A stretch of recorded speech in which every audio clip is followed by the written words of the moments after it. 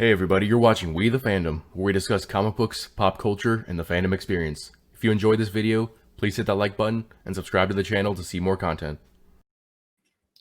How's it going, everybody? Jacob here at We the Fandom, and today I'm going to talk about why the character Rey from the Disney Star Wars trilogy is a Mary Sue. And so first, I'm going to give you a quick definition of what a Mary Sue is. A Mary Sue is basically a character who is too powerful or too perfect. But not that alone. It's also that it's a character to who the laws of the universe are bent or broken in order to make that character seem really awesome or interesting, to where every pivotal moment in the character's journey is something that just happens exactly when it needs to progress the story, instead of the writer making a story where you have point A to point B to point C, where you have goals, progression, actual meaning to the journey. Maybe the hero is somebody who goes on this journey on purpose, like they have some type of goal they're trying to fulfill. Maybe the hero of the story ends up being someone who actually enjoys the comfort of their mundane life, and someone else convinces them to go on this journey. Rey seemed to be content to stay on Jakku to wait and see if her family was ever going to come back. And then this is something that she reiterates a number of times throughout the movie. But then suddenly, when the clock is running down and the ensemble cast says, hey, we need to decide whether or not we're going to move against the First Order, suddenly Rey's like, oh, you guys, guess what? I actually wanted to join the Resistance the whole time. I just forgot. So forget my family. Let's go. Get moving. And this contrasts versus the story of Luke in the original Star Wars trilogy, in where he wanted to move on from his mundane life as a farmer.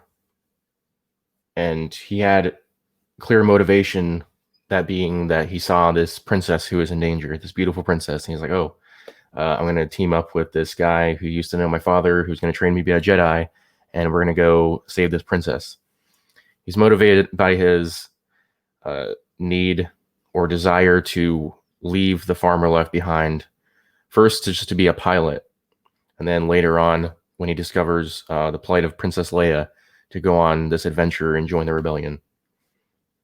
And that was kind of a quick overview about the kind of the beginning of the journey of Rey versus Luke.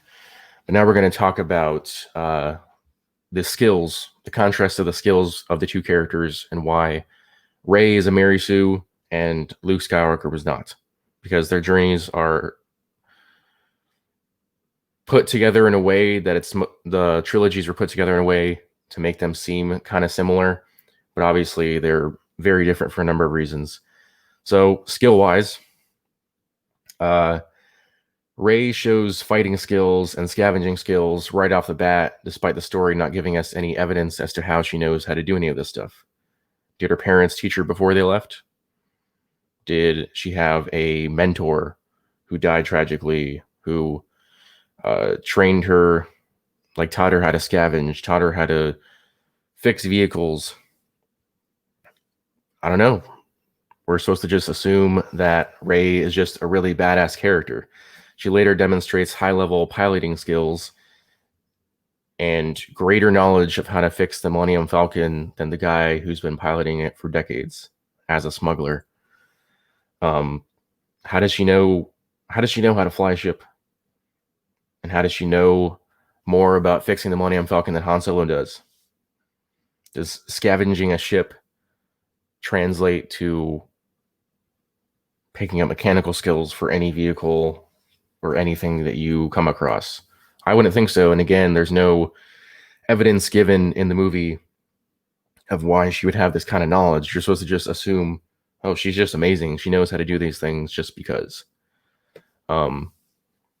Luke, on the other hand, the very few skills that he portrayed in the beginning of his journey included being able to clean and repair droids, at least some flight ability, as he had conversations with Han Solo, with Obi-Wan Kenobi, about and with his uncle about wanting to join, I think, the Imperial Flight Academy. He'd been wanting to do it for years. He had some experience with some cruisers on Tatooine. And so the skills that he portrayed for him in the movie are skills that we see evidence of. Like he lived his life as a moisture farmer his entire life. So there's evidence as to why he has these skills. We get to see him work. We see why he has these skills before just being portrayed as, oh, he knows how to do that. How? Well, we don't know. No, they actually showed why Luke can do what he does. Rey also in the first movie she's in beats up like 5 guys with her staff, including swiftly knocking out Finn, who we're told that, well, he was a First Order trooper, and we're told that all First Order troopers were basically programmed soldiers from birth. So you got to believe that they have at least better skill than the stormtroopers from the original trilogy. And somehow she beats up one of them easily in one hit after taking down 5 or 6 guys. And this takes place before she accidentally resolves the scenario when they're fighting pirates by accidentally letting loose those, I forgot what they're called, big tentacle monsters. And then by that, she ends up being able to save Han, Chewie, and Finn. Again, just magically being able to resolve a situation just because that's what the plot calls for. Luke, on the other hand, almost gets killed by Tusken Raiders if it wasn't for Obi-Wan Kenobi. Almost gets killed by a guy at a bar if it wasn't for Obi-Wan Kenobi. Almost gets killed by stormtroopers a number of times if it wasn't for the combined efforts of Han Solo, Chewie, and even Princess Leia at times, which is reasonable. He's a farm boy who has shown no evidence of having any fighting skills. I mean, he's an innocent farmer on an adventure to save a beautiful princess while also fulfilling his desire to move on from that mundane life. And on the other hand, you have Rey, whose skills come from the fact that she's just amazing. She's amazing because she's amazing. Where did her sudden desire to abandon her urgent need to stay home to make sure her parents were going to come back and find her and then go on to help the resistance? You don't know because the movie doesn't tell you. That sudden change of heart happened because the plot needed to keep rolling.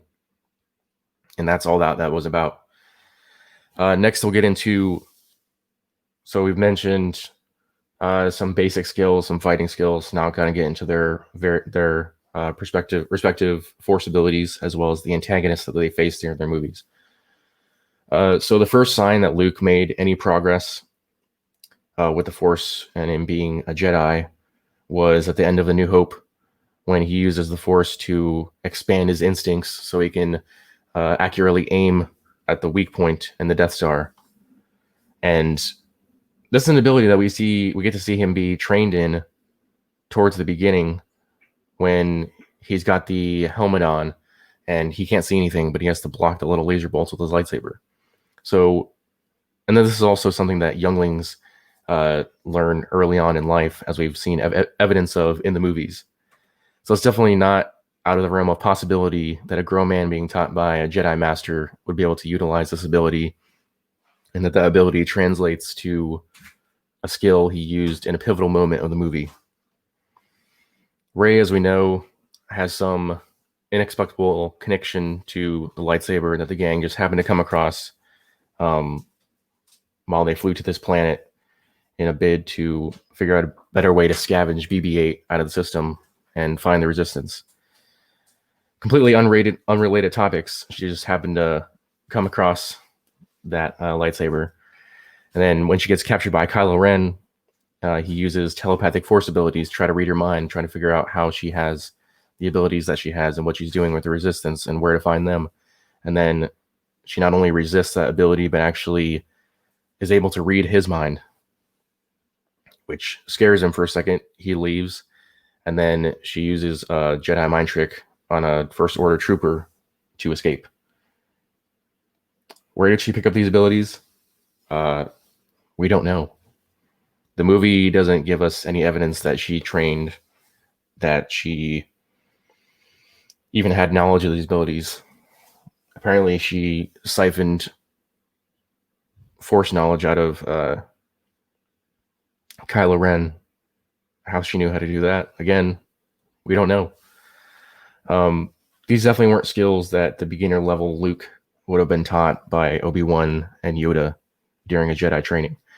He actually unsuccessfully used the Jedi mind trick against Jabba the Hutt in Return of the Jedi after having been taught by Obi-Wan and Yoda.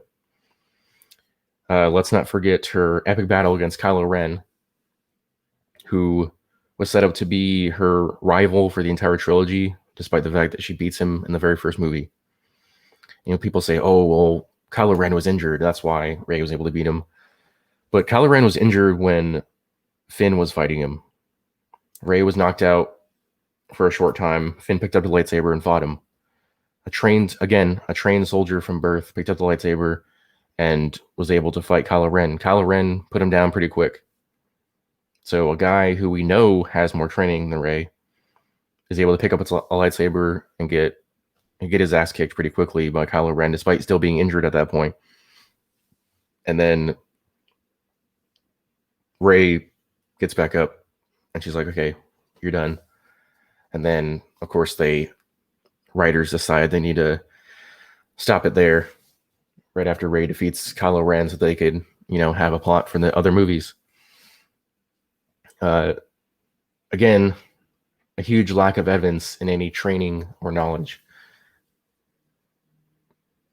Disregarding all the other things she's done in the movie so far, how does a scavenger have better lightsaber trained abilities than a trained soldier?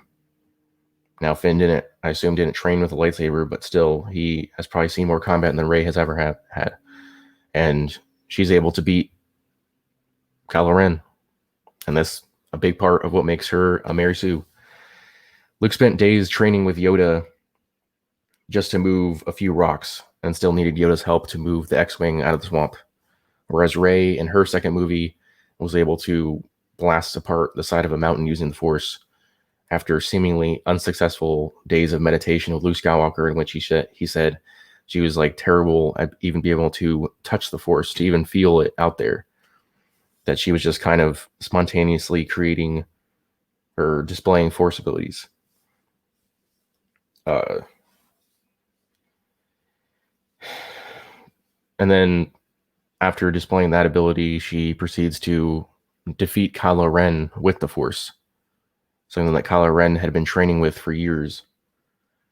It isn't even until The Return of the Jedi, Luke's third movie, in which his transformation as a semi-proficient Force user and Jedi becomes apparent when he's able to defeat Darth Vader. But of course, Darth Vader is his father, so he's like, I'm not going to kill you. And that's when, obviously, Emperor Palpatine comes in, uses the Force lightning to try to subjugate Luke Skywalker. Vader is actually still alive, picks up the Emperor, and throws him into the pit. Luke doesn't defeat the Emperor because it would have made sense to have a person of his level of ability to defeat him.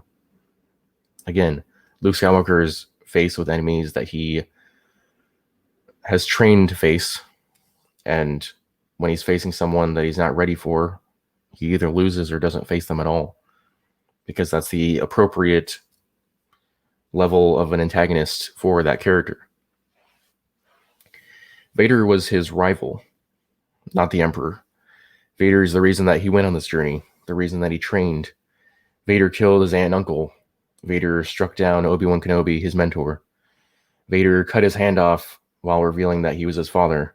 Vader taunted Luke with the knowledge that he knew that Leia was his sister, and the idea that he was going to turn both of them to the dark side.